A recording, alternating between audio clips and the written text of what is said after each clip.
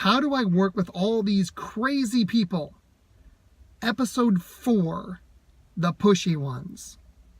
Welcome, my friends. This is Troy Stone King to another LinkedIn first video. That means it goes on to LinkedIn before it goes to any of my other social channels. That's right. So this is how do I work with all these crazy people? Episode 4, the pushy ones.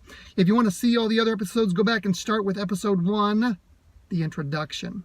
In these videos, we're going to talk about how to work with people with personalities that are not the same as your own. Because if you can master this, you can succeed in not just your job or your business that you own, you can succeed in all of your relationships. So let's talk about the pushy one. So some time ago, in another position, another place, in another role, I worked with a person, we'll call him Paul. And you know what? Nobody liked Paul. And here's why. Paul got things done. Paul was amazing at accomplishing tasks. Sorry about that with the camera there. Paul had a team, and the team that Paul had, they did a really nice job. They took care of things. They were really efficient at their jobs, but nobody liked Paul. You know why? Because Paul's methods were pushy. He made people do the things he wanted to accomplish in the way he wanted to accomplish them, and he wouldn't take any other methods, really. Paul wanted it done his way. Now here's the situation. I was running another pair of teams in that organization, and my teams overlapped with Paul's teams. In other words, we both had things that we had to do to work together, and nobody on my teams liked Paul, and nobody on my teams liked Paul's teams either. Didn't appreciate those people. Why? Because they used the same method as Paul. They were pushy. But we had to work together. So how do you work with the pushy ones to make things better for you? And maybe for the people you lead if you're a leader, and for the rest of the organization or in your own business. Well, let's start with number 1. How do you work with all these crazy people, the pushy ones? Number 1, find out their motive. Find out their motive. What are they trying to accomplish? When I really got in conversations with Paul, here's what I learned. Paul wanted great success for the organization. And you know what? So did I. So did the people on my team. So did the people on Paul's teams. You see, under everything, we all have the exact same motive. So when you're working with a pushy person, find out what their motive is. What are they trying to accomplish? And I'll tell you the truth. A pushy person doesn't necessarily think they're pushy. They may think they're efficient. They may think they're strong-willed. They're not pushy in their own eyes. So don't think of them as pushy. Here's the second step. Look for common ground. Look for common ground. Find places where you know you agree with this person. Find areas of common goals. Look for places where you can understand each other, where you can speak the same language. There are not always going to be a lot of those, but you can certainly find some. Here's the third one. Learn from that person. Learn from that person. A pushy person has a lot to say. A pushy person wants to get a lot done.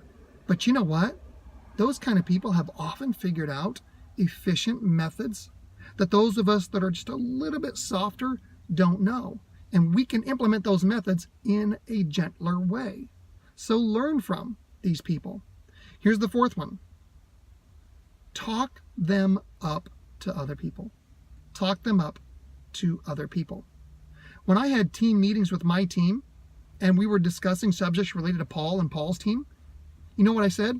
I said, hey, listen, that department, they're trying to accomplish important and critical things for this organization. And so are we. And if we accomplish our goals and they accomplish their goals, it's better for everyone.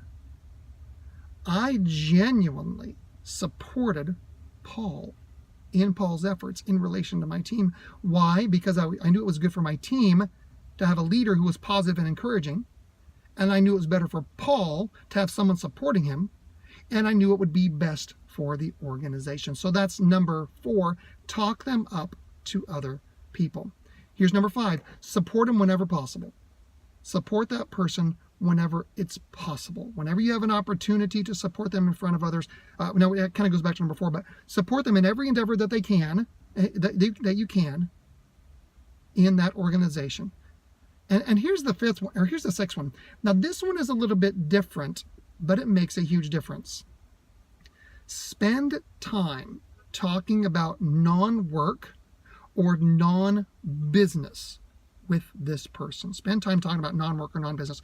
For example, when I was having conversations with Paul, I would often say, hey, Paul, tell me about your kids.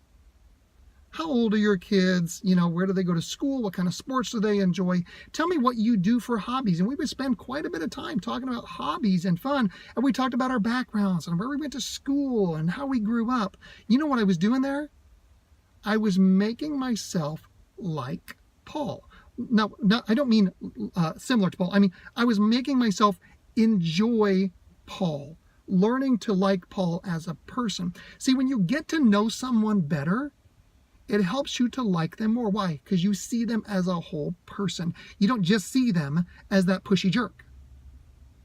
Spend some time talking about non-work or non-business related issues with that person. What's the goal here? We're trying to win them over.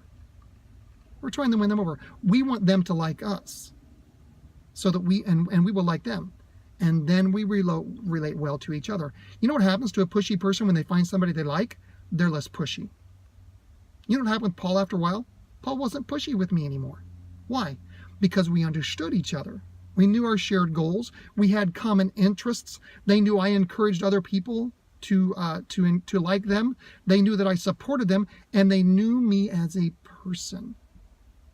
So those are the 6 steps to working with a crazy person who is pushy. Quick review. Number 1, find their motive. What are they trying to accomplish? Number 2, look for common ground. Number 3, learn from that person. They've got important information to share. Number 4, talk them up to other people. Number 5, support them wherever possible. And number 6, spend time talking about non-work or non-business related areas. My friends, I hope you enjoyed this video. If you did, hit the like button. If you want to send me a private message on LinkedIn, that's fine. Feel free to share this video as well, and go back and watch the previous 3 episodes. There's some interesting personalities that we talk about in those other episodes. All of these episodes will be going over also to YouTube soon, and you can find my 50+ videos on my YouTube channel at youtube.com/Troy Stone King. Thank you, my friends, and have a wonderful rest of your day.